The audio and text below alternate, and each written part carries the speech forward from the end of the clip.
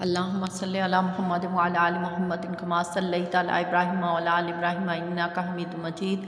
اللہم بارک علی محمد وعلی آل محمد کما بارکت علی ابراہیم وعلی آل ابراہیم انک حمید مجید۔ ربی اشرح لی صدری ویسر لی امری واحلل عقدۃ من لسانی یفقہوا قولی۔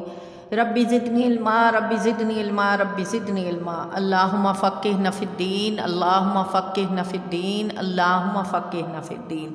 بسم اللہ الرحمن الرحیم۔ ناظرین کرام، آج ہم نے پارہ نمبر 26 کے بارے میں مطالعہ کرنا ہے اور اس کی آیات مبارکہ پر روشنی ڈالنی ہے کہ اللہ تبارک و تعالیٰ ان آیات مبارکہ میں کیا شان نزول ہمارے لیے پوشیدہ رکھے ہوئے ہیں۔ ناظرین کرام، آئیے بڑھتے ہیں اپنے آج کے سبق کی طرف۔ بسم اللہ الرحمن الرحیم۔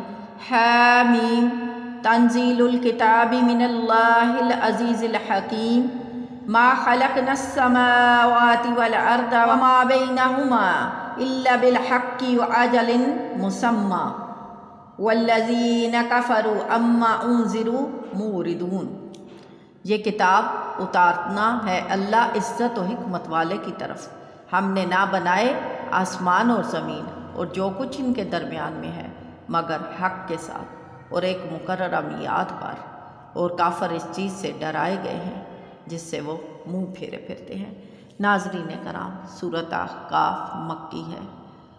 ناظرین کرام، اس سورت میں 4 رکوع، 35 آیتیں، 644 کلمے اور 2595 حروف ہیں۔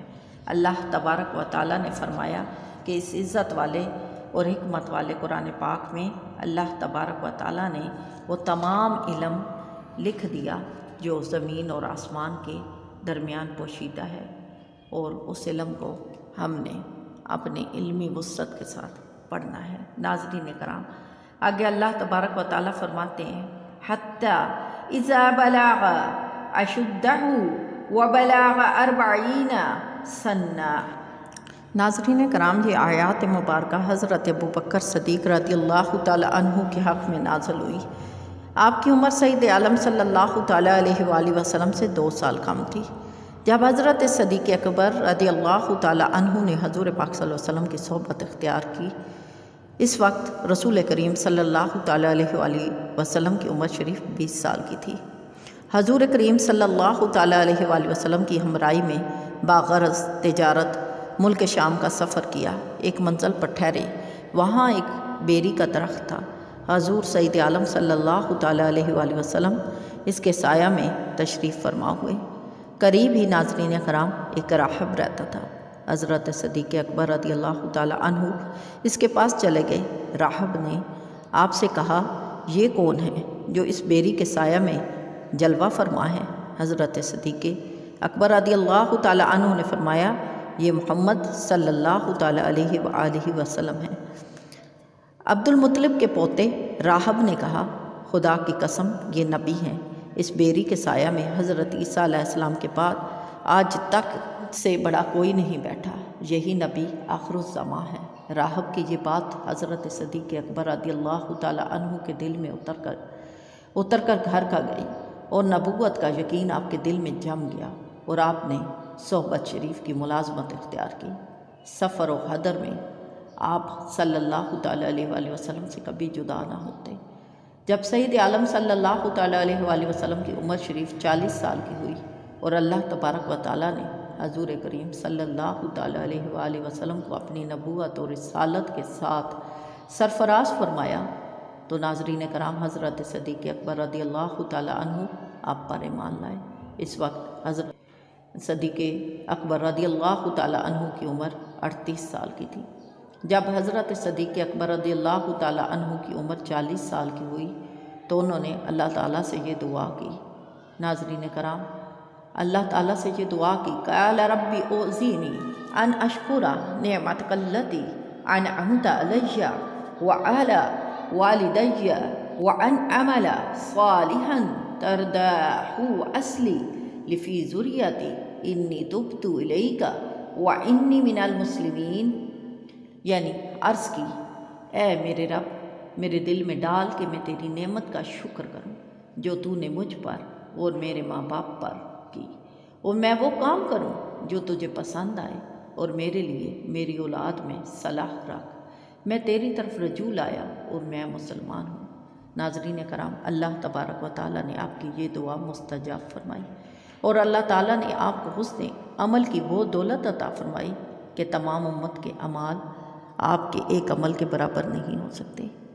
آپ کی نیکیوں میں سے ایک یہ ہے کہ 9 مومن جو ایمان کی وجہ سے سخت ایذاؤں اور تکلیفوں میں مبتلا تھے، ان کو آپ نے آزاد کروایا۔ انہی میں سے حضرت بلال رضی اللہ تعالی عنہ تھے۔ آپ نے یہ دعا کی، یہ دعا بھی آپ کی مستجاب ہوئی۔ اللہ تبارک و تعالیٰ نے آپ کی اولاد میں صلاح رکھی۔ آپ کی تمام اولاد مومن ہے، اور ان میں حضرت ام المؤمنین حضرت عائشہ صدیقہ رضی اللہ تعالی عنہ کا مرتبہ کس قدر بلند ہے کہ تمام عورتوں پر اللہ تعالیٰ نے انہیں فضیلت دی۔ حضرت ابوبکر صدیق رضی اللہ تعالی عنہ کے والدین بھی مسلمان تھے، اور آپ کے صاحبزادے محمد اور عبداللہ اور عبد الرحمن، اور آپ کی صاحبزادیاں حضرت عائشہ صدیقہ، حضرت اسماء، اور آپ کے پوتے محمد بن عبد الرحمن، یہ سب مومن تھے اور سب شرف صحابیت سے مشرف تھے۔ آپ کے سوا کوئی ایسا نہیں جس کو یہ فضیلت حاصل ہو کہ آپ کے والدین بھی صحابی ہوں، خود بھی صحابی، اولاد بھی صحابی، پوتے بھی صحابی، 4 پشتیں شرف صحابیت سے مشرف۔ ناظرین کرام، یہ اعزاز کوئی کم نہیں، یہ بہت بڑا اعزاز تھا جو اللہ تبارک و تعالیٰ نے صدیق اکبر کو عطا فرمایا۔ ناظرین کرام، مسلم شریف کی حدیث میں ہے کہ حضور پاک صلی اللہ تعالیٰ علیہ وآلہ وسلم کی وفات تک حضور کریم صلی اللہ تعالیٰ علیہ وآلہ وسلم کے اہل بیت نے 2 روز برابر کبھی جو کی روٹی کھائی۔ یہ بھی حدیث میں ہے کہ پورا مہینہ گزر جاتا، دولت سرائے اقدس پہ آگ نہ جلتی، چند کھجوروں اور پانی پر گزر کی جاتی۔ حضرت عمر رضی اللہ تعالیٰ عنہ سے مروی ہے کہ آپ فرماتے کہ میں چاہتا تو تم سے اچھا کھانا کھاتا اور تم سے بہتر لباس پہنتا، لیکن میں اپنا عیش و راحت اپنی آخرت کے لیے رکھنا چاہتا ہوں۔ ناظرین کرام، اللہ تبارک و تعالیٰ نے یقیناً آپ صلی اللہ تعالیٰ علیہ وآلہ وسلم کو رہتی دنیا تک انسانوں کے لیے راہبر بنایا، انسانوں کے لیے بہترین مثال بنایا، اور آپ کی مثال پہ پورا وہی اتر سکتے ہیں جو آپ کے صحابہ ہیں۔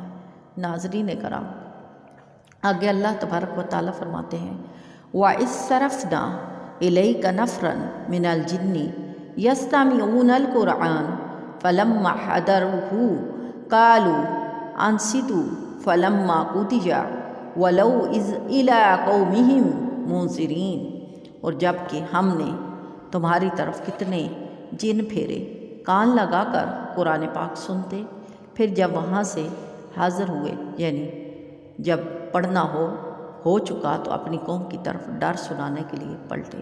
ناظرین کرام، اللہ تبارک و تعالیٰ نے سید عالم صلی اللہ تعالیٰ علیہ وآلہ وسلم سے فرمایا کہ اس وقت کو یاد کیجئے جب ہم نے آپ صلی اللہ تعالیٰ علیہ وآلہ وسلم کی طرف جنوں کی ایک جماعت کو بھیجا۔ کرام، اس تعداد میں اختلاف ہے۔ حضرت ابن عباس رضی اللہ تعالیٰ عنہ نے فرمایا کہ 7 جن تھے جنہیں رسول کریم صلی اللہ تعالیٰ علیہ وآلہ وسلم نے ان کی قوم کی طرف پیغام رساں بنایا، اور بعض روایات میں آیا ہے کہ وہ 9 جن تھے۔ علماء محققین اس پر اتفاق رکھتے ہیں کہ جن سب کے سب مکلف ہیں۔ اب ان جنوں کا حال ارشاد ہوتا ہے کہ جب آپ بطن نخلہ میں مکہ مکرمہ اور طائف کے درمیان مکہ مکرمہ کو آتے ہوئے اپنے صحابہ کے ساتھ نماز فجر پڑھ رہے تھے، اس وقت جن آپ کی قرات کو سن رہے تھے۔ ناظرین کرام، اللہ تبارک و تعالیٰ جس کو چاہتے ہیں ہدایت عطا فرماتے ہیں، اور اللہ کی مخلوق میں انسان اور جن سب اللہ تبارک و تعالیٰ کے حکم کے تابع ہیں۔ ناظرین کرام، آگے سورت محمد ہے۔ یہ سورت مکی ہے، اس میں 4 رکوع، 38 آیتیں، 558 کلمے اور 2475 حروف ہیں۔ ناظرین کرام، اللہ تبارک و تعالیٰ فرماتے ہیں بسم اللہ الرحمن الرحیم الذین کفروا وصدوا عن سبیل اللہ اضل اعمالہم، جنہوں نے کفر کیا اور اللہ کی راہ سے روکا، اللہ نے ان کے تمام اعمال برباد کر دیے۔ ناظرین کرام، یعنی جو لوگ خود اسلام میں داخل نہ ہوئے اور دوسروں کو انہوں نے اسلام سے روکا، تو انہوں نے جو بھی اعمال کیے، خواہ بھوکھوں کو کھانا کھلایا ہو، یا اسیروں کو چھڑایا ہو، یا غریبوں کی مدد کی ہو، یا مسجد حرام یعنی خانہ کعبہ کی عمارت میں کوئی خدمت کی ہو، سب برباد ہو گئی، آخرت میں اس کا کچھ ثواب نہیں۔ ضحاک کا قول ہے کہ مراد یہ ہے کہ کفار نے سید عالم صلی اللہ تعالیٰ علیہ وآلہ وسلم کے لیے جو مکر سوچے تھے اور جو حیلے بنائے تھے، اللہ تعالیٰ نے ان کو یہاں باطل کر دیا، اور اللہ تبارک و تعالیٰ نے بتا دیا کہ جو اللہ کی راہ میں روکتے ہیں، خواہ وہ منافقت کریں یا خواہ وہ ظاہری طور پہ اللہ کی راہ سے روکے، اللہ تبارک و تعالیٰ نے ان کے وہ تمام اعمال جو انہوں نے دکھاوے کے لیے کیے تھے وہ برباد کر دیے، کہ بے شک اللہ تبارک و تعالیٰ گھمنڈ کرنے والوں کو پسند نہیں کرتا۔ اور اللہ تبارک و تعالیٰ فرماتے ہیں وَلَا تَعْرِفَنَّهُمْ فِي لَحْنِ الْقَوْلِ وَاللَّهُ يَعْلَمُ أَعْمَالَكُمْ، اور ضرور تم انہیں بات کے اسلوب میں پہچان لو گے، اور اللہ تمہارے عمل جانتا ہے۔ یعنی اللہ تبارک و تعالیٰ نے فرمایا کہ وہ اپنی باتوں کے انداز سے ہی پہچانے جاتے ہیں کہ گویا ان کے دل میں کیا چھپا ہے۔ حدیث مبارکہ میں ہے، حضرت انس رضی اللہ تعالیٰ عنہ نے فرمایا کہ اس آیت کے نازل ہونے کے بعد رسول کریم صلی اللہ تعالیٰ علیہ وآلہ وسلم سے کوئی منافق چھپا نہ رہا، یعنی حضور پر ظاہر ہو گیا، آپ سب کو ان کی صورت سے پہچان لیتے تھے۔ ناظرین کرام، اللہ تبارک و تعالیٰ نے فرمایا یا ایھا الذین آمنوا اطیعوا اللہ واطیعوا الرسول ولا تبطلوا اعمالکم، اے ایمان والو اللہ کا حکم مانو اور رسول کا حکم مانو اور اپنے عمل باطل نہ کرو۔ یعنی اللہ تبارک و تعالیٰ کے حکم کو ماننے کے بعد پیارے آقا صلی اللہ تعالیٰ علیہ وآلہ وسلم کے حکم کو مانے تو مومن ہونے کا شرف ملتا ہے۔ ناظرین کرام، آگے سورہ فتح ہے۔ سورہ فتح مدنی ہے، اس میں 4 رکوع، 29 آیتیں، 568 کلمے اور 2559 حروف ہیں۔ ناظرین کرام، اللہ تبارک و تعالیٰ نے فرمایا بسم اللہ الرحمن الرحیم اِنَّا فَتَحْنَا لَكَ فَتْحًا مُبِينًا، بے شک ہم نے تمہارے لیے روشن فرما دی فتح۔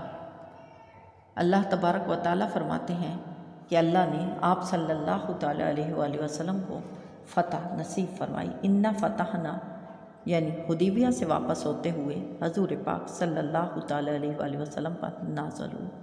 حضور پاک صلی اللہ تعالیٰ علیہ وآلہ وسلم اس کے نازل ہونے سے بہت خوش ہوئے، اور صحابہ نے حضور پاک صلی اللہ تعالیٰ علیہ وآلہ وسلم کو مبارکبادیں دی۔ اللہ تبارک و تعالیٰ نے فرمایا وَيَهْدِيَكَ صِرَاطًا مُسْتَقِيمًا، اور اللہ نے تمہیں سیدھی راہ دکھائی۔ وَيَنْصُرُكَ اللَّهُ نَصْرًا عَزِيزًا، اور اللہ نے تمہاری زبردست مدد فرمائی۔ ناظرین کرام، حضور پاک صلی اللہ تعالیٰ علیہ وآلہ وسلم نے خواب دیکھا کہ رسول کریم صلی اللہ تعالیٰ علیہ وآلہ وسلم اپنے اصحاب کے امن کے ساتھ مکہ مکرمہ میں داخل ہوئے، کوئی حلق کیے ہوئے، کوئی قصر کیے ہوئے، اور کعبہ معظمہ میں داخل ہوئے، کعبہ کی کنجی لی، طواف فرمایا، عمرہ کیا، اصحاب کو اس خواب کی خبر دی، سب ناظرین کرام خوش ہوئے۔ پھر رسول کریم صلی اللہ تعالیٰ علیہ وآلہ وسلم نے عمرہ کا 400 اصحاب کے ساتھ یکم ذی قعدہ 6 ہجری کو روانہ ہوئے۔ ناظرین کرام، وہاں پہنچ کر مسجد میں 2 رکعتیں نماز پڑھ کر عمرہ کا احرام باندھا، اور حضور کریم صلی اللہ تعالیٰ علیہ وآلہ وسلم کے یعنی اصحاب نے جفا سے احرام باندھا۔ راہ میں ناظرین کرام پانی ختم ہو گیا۔ اصحاب نے عرض کیا کہ پانی لشکر میں بالکل باقی نہیں رہا سوائے آپ صلی اللہ تعالیٰ علیہ وآلہ وسلم کے آفتابہ کے، کس میں تھوڑا سا پانی تھا۔ حضور کریم صلی اللہ تعالیٰ علیہ وآلہ وسلم نے ناظرین کرام آفتابہ میں دست مبارک ڈالا تو انگشت مبارک سے چشمے جوش مارنے لگے۔ تمام لشکر نے پیا، وضو کیے۔ جب مقام اسفان میں پہنچے تو خبر آئی کہ قریش بڑے سر و سامان کے ساتھ جنگ کے لیے تیار ہیں۔ یعنی حدیبیہ کے مقام پر پہنچے۔ یہ ایک کنواں ہے ناظرین کرام، اس کنواں کے مقام پر پہنچے تو پانی مکمل ختم ہو گیا، ایک قطرہ بھی باقی نہ رہا۔ گرمی بہت شدید تھی۔ حضور کریم صلی اللہ تعالیٰ علیہ وآلہ وسلم نے کنویں میں کلی فرمائی۔ ناظرین کرام، اس کلی کی برکت سے کنواں پانی سے بھر گیا، سب نے پیا، اونٹوں کو پلایا۔ یہاں کفار قریش کی طرف سے حال معلوم کرنے کے لیے کئی شخص بھیجے گئے، سب نے جا کر یہی حال بیان کیا۔ ناظرین کرام، حضور پاک صلی اللہ تعالیٰ علیہ وآلہ وسلم عمرہ کے لیے تشریف لائے تھے۔ اس وقت جنگ کا ارادہ نہیں تھا، لیکن کفار قریش کو اس بات کا یقین نہ آیا۔ آخرکار انہوں نے عروہ بن مسعود ثقفی کو، جو طائف کے بڑے سرداروں اور عرب کے نہایت معزز شخصوں میں سے تھا، تحقیق کی حال کے لیے حضور پاک صلی اللہ علیہ وسلم کی طرف بھیجا۔ انہوں نے آ کر دیکھا کہ رسول کریم صلی اللہ تعالیٰ علیہ وآلہ وسلم دست مبارک دھوتے ہیں تو صحابہ تبرک کے لیے غسالہ شریف حاصل کرنے کے لیے ٹوٹے پڑتے ہیں۔ اگر کبھی تھوکتے ہیں تو لوگ اس کے حاصل کرنے کی کوشش کرتے ہیں، اور جس کو وہ حاصل ہو جاتا ہے وہ اپنے چہرے اور بدن پر برکت کے لیے اس کو مل لیتا ہے۔ کوئی بال مبارک جسم اقدس کا گرنے نہیں پاتا۔ ناظرین کرام، اور یہ صحابہ اس کو بڑے ادب کے ساتھ لے لیتے اور جان سے زیادہ عزیز رکھتے۔ جب حضور کریم صلی اللہ تعالیٰ علیہ وآلہ وسلم ناظرین کرام کلام فرماتے تو سب صحابہ ساکت ہو جاتے۔ حضور کریم صلی اللہ تعالیٰ علیہ وآلہ وسلم کے ساتھ ادب اور تعظیم سے کوئی شخص ان کے سامنے اونچی نظر نہ اٹھا سکتا۔ عروہ نے قریش سے جا کر یہ سب حال بیان کیا اور کہا کہ میں نے بہت سارے بادشاہان فارس اور روم کے مصر کے درباروں میں دیکھے، میں نے کسی بادشاہ کی یہ عظمت نہیں دیکھی جو محمد رسول اللہ صلی اللہ تعالیٰ علیہ وآلہ وسلم کی ان کے صحاب کے سامنے ہے۔ انہوں نے یہ بھی انہیں مطلع کیا کہ مجھے اندیشہ ہے کہ تم ان کے مقابل کامیاب نہ ہو سکو گے۔ ناظرین، قریش نے کہا ایسی بات مت کہو، ہم اس سال انہیں واپس کر دیں گے، وہ اگلے سال آئیں۔ عروہ نے کہا کہ مجھے اندیشہ ہے کہ تمہیں کوئی مصیبت نہ پہنچے۔ یہ کہہ کر وہ اپنے ہمراہیوں کے ساتھ واپس طائف چلا گیا، اور اس واقعہ کے بعد اللہ تبارک و تعالیٰ نے انہیں مشرف با اسلام کیا۔ یہی حضور کریم صلی اللہ تعالیٰ علیہ وآلہ وسلم نے اپنے صحابہ سے بیعت لی۔ اس بیعت کو ناظرین کرام بیعت رضوان کہتے ہیں۔ بیعت کی خبر سے کفار میں خوف زدگی پھیل گئی ناظرین کرام، اور انہیں یہ بہت زیادہ خوف ہوا کہ کہیں ہم پیچھے نہ رہ جائیں، اور انہوں نے صلح کا معاملہ طے کرنے کا سوچا۔ چنانچہ صلح نامہ لکھا گیا، اور سال آئندہ یعنی اگلے سال حضور کریم صلی اللہ تعالیٰ علیہ وآلہ وسلم کا تشریف لانا قرار پایا۔ یہ صلح مسلمانوں کے حق میں ناظرین کرام بہت نفع بخش ہوئی، بلکہ نتائج کے اعتبار سے فتح ہی ثابت ہوئی۔ اس لیے اکثر مفسرین نے اس سے صلح حدیبیہ مراد دیا، اور بعض نے تعبیر کی، یعنی کہ اس کو اس کا وجہ بتایا گیا۔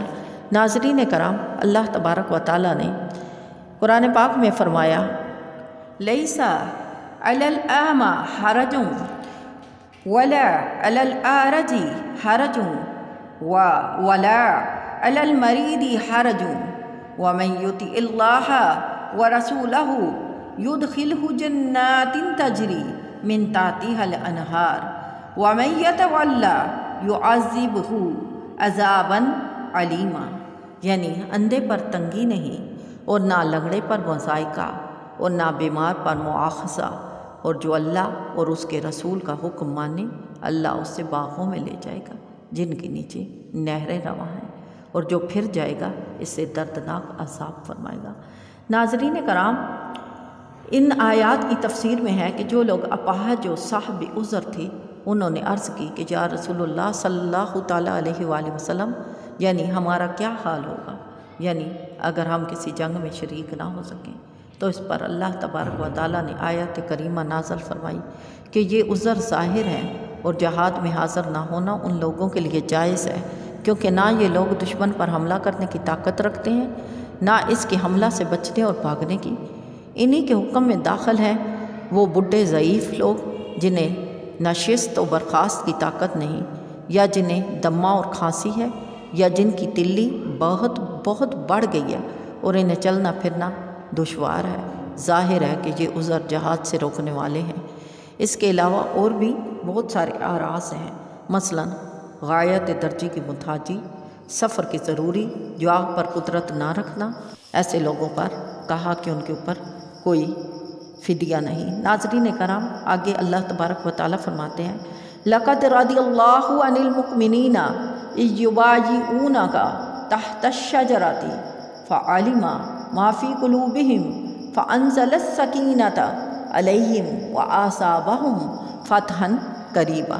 بے شک اللہ راضی ہوا ایمان والوں سے جب وہ اس پیڑ کے نیچے تمہاری بیعت کرتے تھے، تو اللہ تعالیٰ نے جانا جو ان کے دلوں میں ہے، تو ان پر اطمینان اتارا اور انہیں جلد آنے والی فتح کا انعام دیا۔ ناظرین کرام، حدیبیہ میں چونکہ ان بیعت کرنے والے کو رضائے الہی کی بشارت دی گئی، اس لیے اسے بیعت رضوان کہتے ہیں۔ اس بیعت کا سبب ناظرین کرام ظاہر پیش آیا۔ اللہ تعالیٰ علیہ وآلہ وسلم نے حدیبیہ سے حضرت عثمان غنی رضی اللہ تعالیٰ عنہ کو اشراف قریش کے پاس مکہ مکرمہ بھیجا کہ انہیں خبر دیں کہ سید عالم صلی اللہ تعالیٰ علیہ وآلہ وسلم بیت اللہ کی زیارت کے لیے بقصد عمرہ تشریف لائے ہیں۔ آپ کا ارادہ جنگ کا نہیں ہے، اور یہ بھی فرما دیا کہ جو کمزور مسلمان وہاں ہیں انہیں اطمینان دلا دیں کہ مکہ مکرمہ عنقریب فتح ہوگا اور اللہ تعالیٰ اپنے دین کو غالب فرمائے گا۔ ناظرین کرام، قریش اس بات پر متفق رہے کہ سید عالم صلی اللہ تعالیٰ علیہ وآلہ وسلم اس سال تو تشریف نہ لائیں، اور حضرت عثمان غنی رضی اللہ تعالیٰ عنہ سے کہا کہ اگر آپ طواف معظمہ کرنا چاہیں تو آپ کریں۔ ناظرین کرام، حضرت عثمان غنی رضی اللہ تعالیٰ عنہ نے فرمایا کہ ایسا نہیں ہو سکتا کہ میں بغیر رسول کریم صلی اللہ تعالیٰ علیہ وآلہ وسلم کے طواف کروں۔ دوسری طرف ناظرین کرام، مسلمانوں نے کہا کہ حضرت عثمان غنی رضی اللہ تعالیٰ عنہ بڑے خوش نصیب ہیں جو کعبہ معظمہ پہنچے اور طواف سے مشرف ہوئے۔ ناظرین کرام، حضور کریم صلی اللہ تعالیٰ علیہ وآلہ وسلم نے اس پر فرمایا کہ میں جانتا ہوں کہ وہ میرے بغیر طواف نہ کریں گے۔ ادھر حضرت عثمان غنی رضی اللہ تعالیٰ عنہ نے مکہ معظمہ کے ضعیف مسلمانوں کو حسب حکم فتح کی بشارت بھی پہنچائی۔ پھر قریش نے حضرت عثمان غنی رضی اللہ تعالیٰ عنہ کو روک لیا۔ دوسری طرف مسلمانوں کے اندر یہ خبر مشہور ہو گئی کہ حضرت عثمان غنی رضی اللہ تعالیٰ عنہ شہید کر دیے گئے ہیں۔ اس پر مسلمانوں کو بہت جوش آیا۔ رسول کریم صلی اللہ تعالیٰ علیہ وآلہ وسلم نے صحابہ سے کفار کے مقابل جہاد میں ثابت قدم رہنے پر بیعت لی۔ یہ بیعت ناظرین کرام ایک بڑے خاردار درخت کے نیچے ہوئی جس کو عرب میں سمرہ کہتے ہیں۔ حضور کریم صلی اللہ تعالیٰ علیہ وآلہ وسلم نے اپنا بایاں دست مبارک داہنے دست اقدس میں لیا اور فرمایا کہ یہ عثمان رضی اللہ تعالیٰ عنہ کی بیعت ہے، اور فرمایا یا رب، عثمان رضی اللہ تعالیٰ عنہ تیرے اور تیرے رسول صلی اللہ علیہ وسلم کے کام میں ہیں۔ اس واقعہ سے ناظرین کرام یہ بات صاف طور پہ معلوم ہوتی ہے کہ سید عالم صلی اللہ تعالیٰ علیہ وآلہ وسلم کو نور نبوت سے معلوم تھا کہ حضرت عثمان رضی اللہ تعالیٰ عنہ شہید نہیں ہوئے۔ جب بھی تو ان کی بیعت لی، مشرکین اس بیعت کا حال سن کر خائف ہوئے اور انہوں نے حضرت عثمان رضی اللہ تعالیٰ عنہ کو واپس بھیج دیا۔ حدیث شریف میں ہے سید عالم صلی اللہ تعالیٰ علیہ وآلہ وسلم نے فرمایا کہ جن لوگوں نے درخت کے نیچے بیعت کی ان میں سے کوئی بھی دوزخ میں داخل نہیں ہوگا۔ اللہ تبارک و تعالیٰ ان کے درجے بلند فرمائے اور ان کے صدقے ہم گناہ گاروں کی مغفرت عطا فرمائے۔ ناظرین کرام، آگے سورۃ حجرات ہے۔ اللہ تبارک و تعالیٰ فرماتے ہیں یا ایھا الذین آمنوا لا تقدموا بین یدی اللہ ورسولہ واتقوا اللہ ان اللہ سمیع علیم۔ اے ایمان والو، اللہ اور اس کے رسول سے آگے نہ بڑھو اور اللہ سے ڈرو، بے شک اللہ سنتا اور جانتا ہے۔ ناظرین کرام، سورۃ حجرات مدنی ہے۔ اس میں 2 رکوع، 18 آیتیں، 345 کلمے اور 1476 حروف ہیں۔ ناظرین کرام، اللہ تبارک و تعالیٰ نے فرمایا بے شک وہ جو اپنی آوازیں پست کرتے ہیں رسول کریم صلی اللہ تعالیٰ علیہ وآلہ وسلم کے پاس، وہ ہیں جن کا دل اللہ نے پرہیزگاری کے لیے پرکھ لیا ہے، ان کے لیے بخشش اور بڑا ثواب۔ ناظرین کرام، شان نزول میں آیا کہ حضرت ابن عباس رضی اللہ تعالی عنہ سے مروی ہے کہ یہ آیت ثابت بن قیس بن شماس رضی اللہ تعالی عنہ کے حق میں نازل ہوئی۔ انہیں ثقل سماعت کا مسئلہ تھا، ان کی آواز اونچی تھی، بات کرنے میں ہمیشہ بلند ہو جایا کرتی۔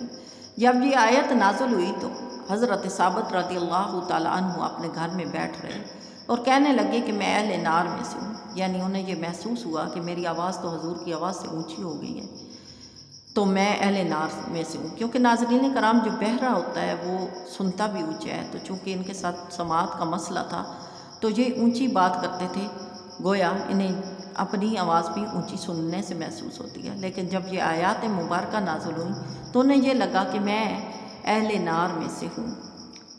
ناظرین کرام، حضور پاک صلی اللہ تعالیٰ علیہ وآلہ وسلم نے حضرت سعد رضی اللہ تعالیٰ عنہ سے ان کا حال دریافت فرمایا۔ انہوں نے عرض کی کہ وہ میرے پڑوسی ہیں اور میرے علم میں انہیں کوئی بیماری تو نہیں ہوئی۔ پھر آ کر حضرت ثابت رضی اللہ تعالیٰ عنہ سے اس کا ذکر کیا، یعنی حضور نے ان کی غیر حاضری کے بارے میں جب دریافت کیا تو حضرت سعد نے اس پر کہا کہ وہ میرے پڑوسی ہیں، مجھے یہ تو معلوم ہے کہ انہیں کوئی مرض نہیں، پھر نہ جانے نہ آنے کی وجہ کیا ہے۔ ناظرین کرام، پھر آ کر حضرت ثابت رضی اللہ تعالیٰ عنہ سے ان کا ذکر کیا۔ ثابت رضی اللہ تعالیٰ عنہ نے کہا، یہ آیت نازل ہوئی اور تم جانتے ہو کہ میں تم سے زیادہ بلند آواز ہوں، تو میں جہنمی ہو گیا ہوں۔ حضرت سعد نے یہ حال خدمت اقدس میں آ کر عرض کیا تو رسول کریم صلی اللہ تعالیٰ علیہ وآلہ وسلم نے فرمایا کہ وہ اہل جنت میں سے ہیں۔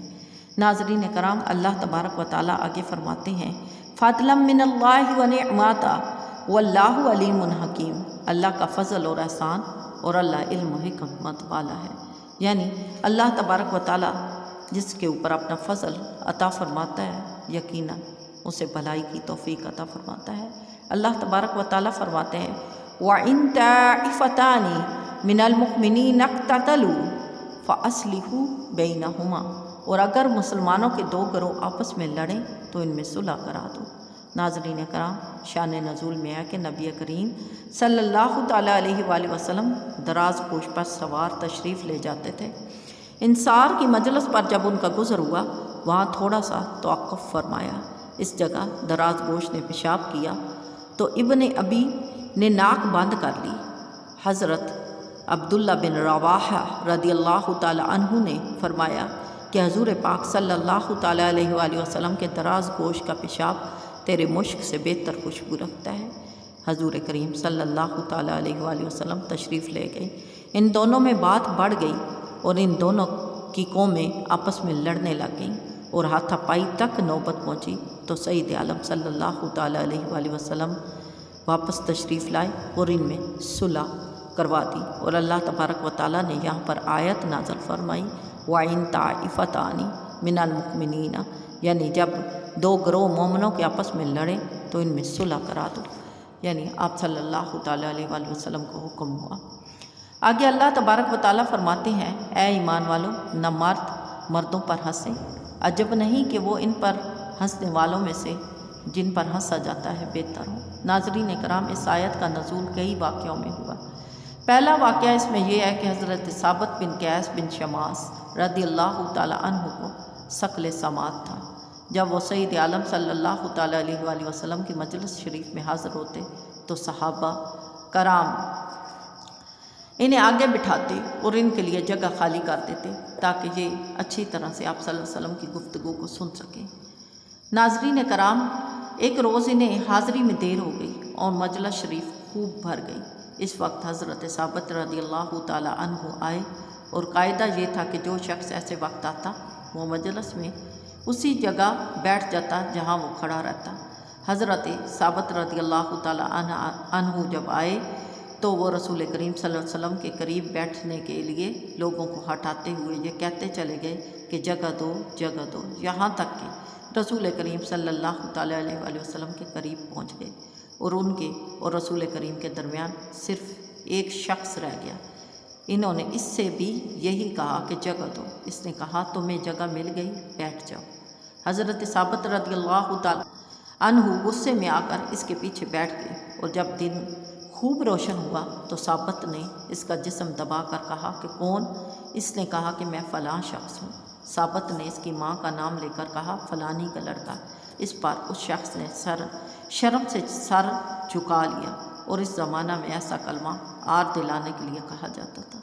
تب اللہ تبارک و تعالیٰ نے یہ آیات مبارکہ نازل فرمائی کہ نہ مرد مردوں پر ہنسیں، عجب نہیں کہ وہ ان پر ہنسنے والوں میں بہتر ہوں۔ یعنی یا ایھا الذین آمنوا لا یسخر قوم من قوم عسیٰ ان یکونوا خیرا منہم، یعنی کیا معلوم کہ جن پر تم ہنس رہے ہو وہ تمہارے ہنسنے سے زیادہ بہتر ہو۔ ناظرین کرام، اسی طرح اللہ تبارک و تعالیٰ نے عورتوں کے اوپر بھی ہنسنے سے منع فرما دیا، اور یہ آیات ام المؤمنین حضرت صفیہ بنت حیی رضی اللہ تعالیٰ عنہ کے حق میں نازل ہوئی۔ انہیں معلوم ہوا کہ ام المؤمنین حضرت حفصہ رضی اللہ تعالیٰ عنہ نے انہیں یہودی کی لڑکی کہا۔ اس پر انہیں رنج ہوا، وہ روئیں اور سید عالم صلی اللہ علیہ وسلم سے شکایت کی، اے حفصہ خدا سے ڈرو۔ ناظرین کرام، بعض علماء نے فرمایا کہ کسی مسلمانوں کو کتا یا گدھا یا سور کہنا بھی اسی میں داخل ہے، اور بعض علماء نے فرمایا کہ اس سے وہ القاب مراد ہیں جن سے مسلمان کی برائی نکلتی ہو اور اس کو ناگوار ہو، لیکن تعریف کے القاب جو سچے ہوں ممنوع نہیں۔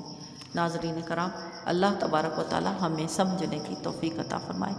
آگے سورہ کاف ہے ناظرین کرام، اور سورہ کاف مکی ہے۔ اس میں 3 رکوع، 45 آیتیں، 357 کلمے اور 1494 حروف ہیں۔ اللہ تبارک و تعالیٰ نے کہا کاف والقرآن المجید، یعنی عزت والے قرآن پاک کی قسم کہ یہ ڈر سنانے کے لیے تشریف لایا، یعنی آپ صلی اللہ تعالیٰ علیہ وآلہ وسلم قوم کو ڈر سنانے کے لیے تشریف لائے۔ ناظرین کرام، سورۃ ذاریات یہ مکی ہے۔ اس میں 3 رکوع، 60 آیتیں، 360 کلمے، 1245 حروف ہیں۔ ناظرین کرام، اللہ تبارک و تعالیٰ فرماتا ہے والذاریات ذروا فالحاملات وقرا فالجاریات یسرا فالمقسمات امرا انما توعدون لصادق، یعنی قسم ان کی جو بکھر کر اڑنے والیاں ہیں، پھر بوجھ اٹھانے والیاں ہیں، پھر نرم چلنے والیاں ہیں، پھر حکم سے بانٹنے والیاں ہیں، بے شک جس بات کا تمہیں وعدہ دیا جاتا ہے۔ ناظرین کرام، یہ وہ ہوائیں ہیں جو مختلف قسم سے چلتی ہیں۔ بعض مفسرین کا قول ہے کہ یہ تمام صفتیں ہواؤں کی ہیں کہ وہ خاک بھی اڑاتی ہیں، بادلوں کو بھی اٹھائے پھرتی ہیں، پھر انہیں لے کر باسہولت چلتی ہیں، پھر اللہ تبارک و تعالیٰ کے بلاد میں سے اس کے حکم سے بارش کو تقسیم کرتی ہیں۔ ناظرین کرام، قسم کا مقصود اصلی اس چیز کی عظمت کو بیان کرنا ہے، کیونکہ اللہ تعالیٰ نے یہاں پہ قسم اٹھائی والذاریات، یعنی قسم ان کی جو بکھر جائیں، اور اسی طرح اللہ تبارک و تعالیٰ نے اپنی قسم سے یہ بات ثابت فرما دی کہ یہ چیزیں کمال قدرت الہی پر دلالت کرنے والی ہیں۔ اللہ تبارک و تعالیٰ ہمیں حق سمجھنے کی توفیق عطا فرمائے۔ صلی اللہ تعالیٰ علیہ وآلہ وسلم۔